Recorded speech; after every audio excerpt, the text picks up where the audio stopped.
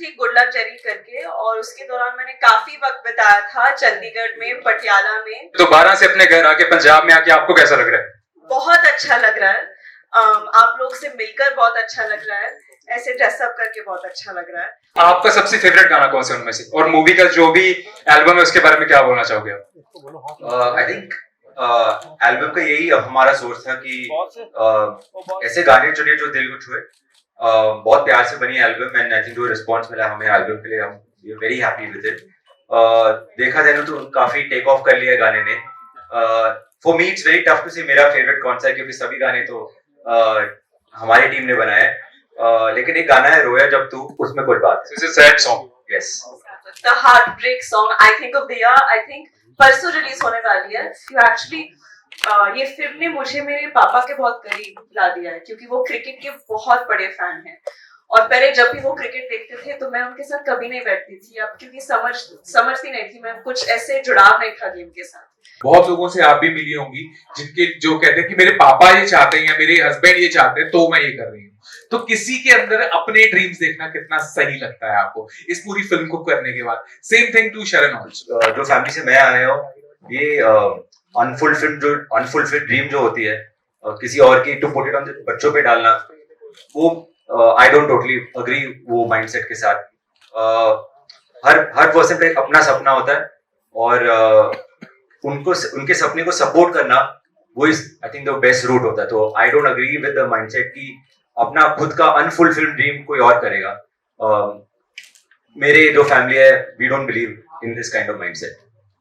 Janvi, I think sir हम यहाँ पर बैठकर बोल सकते हैं कि ऐसे नहीं होना चाहिए। ऑफ कोर्स जब आपके माँ बाप या आपकी फैमिली में जो भी हो, या आपके पार्टनर भी, आपके दोस्त भी आप पर आप किसी और चीज पे धकेल देते हैं, ऑफ कोर्स आप जो जिंदगी जिएंगे उसमें खुशी बहुत कम होगी, क्योंकि आप किसी और के सपने को जीने की कोशिश कर रहे हो और अपने सपने को एकदम बैक सीट पे रख रहे हो। आई थिंक हम ऐसी सिचुएशंस को कई बार जज नहीं कर सकते हैं, क्योंकि हमें क्या पता वो फैमिली की स्थिति क्या है, वो किन चीजों से गुजर रही है। कई बार मॉनेटरी प्रेशर भी होता है, और देखिए पेरेंट्स की नीयत मोर ऑफन देन नॉट सही होती है। वो अपने बच्चे को प्रोटेक्ट करना चाहते हैं, स्टेबिलिटी देना चाहते हैं, लेकिन कई बार वो समझते नहीं है कि अच्छी नीयत के बावजूद वो अपने बच्चों को सफोकेट कर रहे हैं, जब वो उनको ठीक तरह से सपोर्ट नहीं करते हैं कि वो अपने ख्वाबों के पीछे भाग पाए, अपने सपनों को पूरा कर पाए। तो हम यही उम्मीद करते हैं कि ये फिल्म देखने के बाद शायद इन लोगों के मन में थोड़ा सा बदलाव आए, थोड़ी सी हिम्मत आए कि वो अपने बच्चों को, अपने पार्टनर्स को बढ़ावा दे कि वो अपने सपनों के पीछे भाग पाए। Nice. Jahnvi, I want to ask you more question. जब आप पहली बार चंडीगढ़ आई थी धड़क को प्रमोट करने के लिए, है ना, मैंने तब आपको देखा था फर्स्ट टाइम, उससे लेकर अब तक like we have met in several events, but क्या बदला है जानवी में? Because the way you walk, जो भी आप करती हैं उसमें एक अलग लेवल का कॉन्फिडेंस अब देखने लगा है।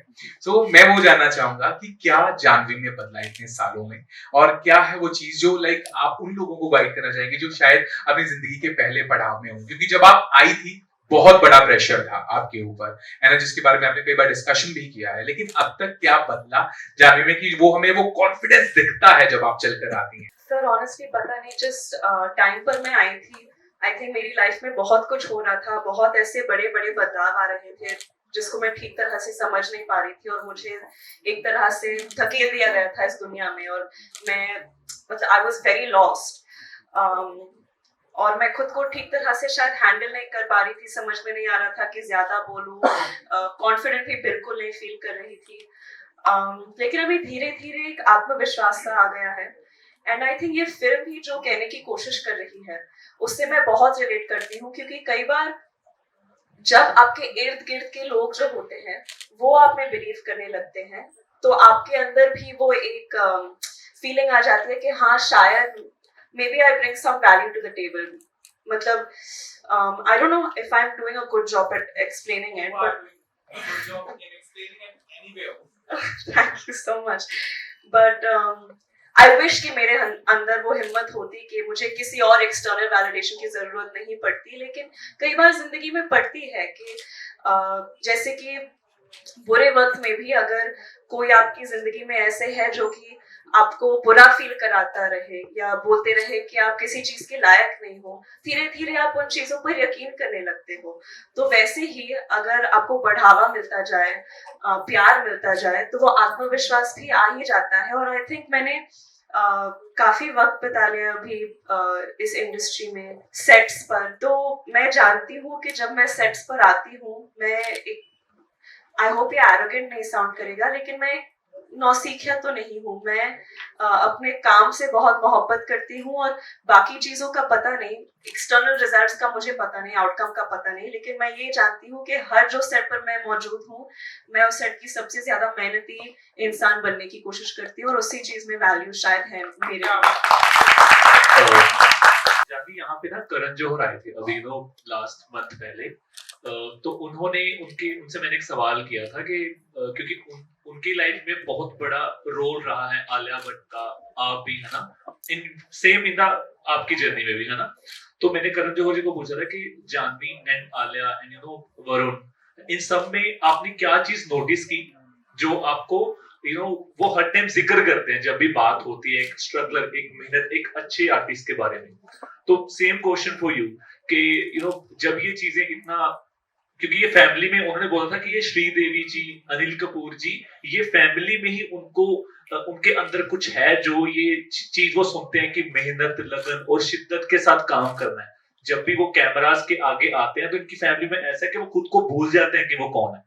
तो मैं जरूर इसके बारे में जानना चाहूंगा कि ये जो पैशन आपके अंदर है या ये जो चीजें उन्होंने इतनी ज्यादा एप्रिसिएशन आपके बारे में की थी, तो इस चीज को आप कैसा फील करते हैं? बहुत अच्छा फील करती हूँ सर। आई थिंक जैसे कि मैंने पहले बताया था, बाकी चीजें तो हमारे हाथ में नहीं होती, हम बस मेहनत ही कर सकते हैं। और आई थिंक मैंने ये शायद पहले भी बोला है, लोग कहते रहते हैं कि विरासत में मुझे इतना कुछ मिला है, आसानी से इतने सारे मौके मिले हैं, प्रिविलेज, ये वो, लेकिन अगर वो सब भी मिला है तो आई थिंक विरासत में मुझे ये जज्बा भी मिला है कि मैं मेरे काम को लेकर बहुत मेहनती हूँ, वो भी मेरे खून में है। बहुत शिद्दत से काम करती हूँ और मेरे काम से मुझे बहुत प्यार है। तो ये सारी चीजें मुझे बचपन से मतलब परवरिश मिली है कि काम मेरा भगवान है, like it's my religion, films is my world. और ऐसे ही घर में बड़ी हुई हूँ मैं, जहाँ आई थिंक काम को लेकर कोई शॉर्टकट्स नहीं होते। I think hard work has been inculcated in me. Punjabi suit अब डाल के आए हो आज, तो पहले तो ये बहुत एक अलग चीज और एक अच्छी चीज हमें देखने को मिली है। हमें लगा था कि शायद जानी वेस्टर्न ड्रेस में जैसे आते हैं, तो हमें एक्सपेक्टेशन नहीं थी कि आप पंजाबी सूट डाल के आओगे। तो ये एक अलग तरह की अट्रैक्शन है, सभी लोग बड़ा खुश हुए देख के। तो मैं ये जानना चाहूंगा कि आपको पंजाबी म्यूजिक, पंजाबी आर्टिस्ट कैसे आपको? मैं हमेशा से बोलती आई हूँ, क्योंकि मैंने पंजाब में इतना वक्त बिताया है, that Punjab is one of the wealthiest states, not just in our country बल्कि पूरे दुनिया में। And I mean that not literally, I mean that in terms of जिस तरह के कलाकार यहाँ पैदा होते हैं, जिस तरह की मतलब एवरीथिंग, द नेचुरल प्रोड्यूस, जो नज़ारे हैं यहाँ, जो एग्रीकल्चर है यहाँ, जिस तरह के लोग यहाँ हैं, उनकी सोच, I really think it's a very wealthy state, specially in terms of art. शरण, मेरा सवाल आपसे है, क्योंकि जो आपका ट्रेलर जहाँ पे फिल्म बात करती है मिस्टर मिसेस पानी, वो हमारी जनरल डिस्कशन का भी मुद्दा होती है कि पेरेंट्स के जो ख्वाब नहीं पूरे होते वो अक्सर अपने बच्चों में देखते हैं और वो चाहते हैं कि बच्चे वही बने जो वो खुद बनना चाहते थे और नहीं बन सके। I think it's fair to say कि all of our parents बच्चे के लिए जो सोचते हैं, they want the best for their children, but ये जो बेस्ट है, किसका बेस्ट है, वो थोड़ा डाइसी क्वेश्चन है। बच्चों का बेस्ट है या उनको जो लगा उन बच्चों के लिए बेस्ट है? तो वही क्वेश्चन आई थिंक हर परिवार में यही चलता रहता है कि पेरेंट्स सोचते हैं कि this is best for my child, but शायद किड थिंक्स कि नहीं, मेरे लिए बेस्ट तो कुछ अलग ही है। और वो दोनों बेस्ट के बीच में ही काफी लोगों के लाइफ बदल जाते हैं, किसी के लाइफ अच्छे हो जाते हैं, किसी के लाइफ में रिग्रेट आ जाते हैं। मेरा जो मानना है कि यही है कि everybody has their dream and we should support their dream. And sometimes, even though our parents are right about 99.9% things, maybe just back your child and give that child some support and maybe they'll fly. तो यही सोच था कोई rebellious thought नहीं है. We are not trying to say कि माँ बाप रॉन्ग है, नेवर. माँ बाप तो भगवान है. But there are lot of people जो अपने ड्रीम्स जीना चाहते हैं एंड उन्हें भी मौका मिलना चाहिए. That was the basic thought of it and that ये thought adapted itself nicely into the film. इसलिए हमने ये रूट लिया था. जानवी, आपने डेब्यू किया था अपना 2018 में. अभी आपने बोलते हुए बोला कि मुझे धकेल दिया गया था इस फील्ड में, लेकिन इस फिल्म का जो कैरेक्टर है मिस्टर माही का, वो बोलते हैं कि आप बोलते हो कि मैं क्रिकेट के लिए नहीं बनी हूँ, लेकिन वो बोलते हैं कि अगर क्रिकेट ही आपको खुशी दे रहा है तो आप बाकी क्रिकेट के लिए बनी हो. तो जो आपने अभी बोला कि मुझे धकेल दिया गया था एक्टिंग में, I think you misunderstood. मैंने जो बोला था, और प्लीज इस अभी कोट को हेडलाइन मत बना दीजिए. मेरा मतलब ये नहीं था कि मुझे एक्टिंग में धकेल दिया गया था. I got thrust into this world. मुझे इस दुनिया में धकेल नहीं दिया था, but I don't think कि मैं हमेशा से एक्टर बनना चाहती थी. मैंने आई थिंक पिछले 15 मिनट में ही 100 बार बोल दिया है कि एक्टिंग से बहुत मोहब्बत है, एक्टिंग मेरी दुनिया है, वगैरह वगैरह. लेकिन बहुत कम चीजें आपको ठीक तरह से प्रिपेयर करती है इस दुनिया के लिए. और जिस स्थिति से मैं गुजर रही थी उस वक्त मेरी जिंदगी में, टाइम सही नहीं था. एग्जैक्टली. और मैं ठीक तरह से परख नहीं पा रही थी, समझ नहीं पा रही थी कि मैं इस दुनिया को कैसे नेविगेट करूं.